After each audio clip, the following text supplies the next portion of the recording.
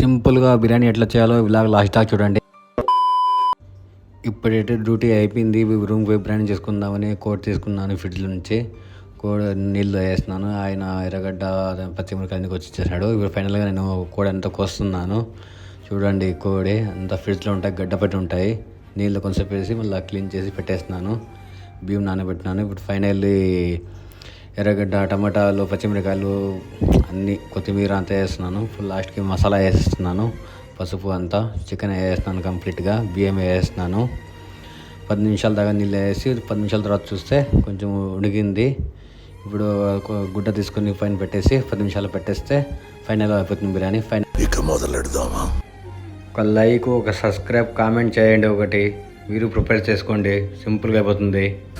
బిర్యానీ బిర్యానీ బిర్యానీ, రోజు అదే బిర్యానీ ఎలా తింటున్నారా?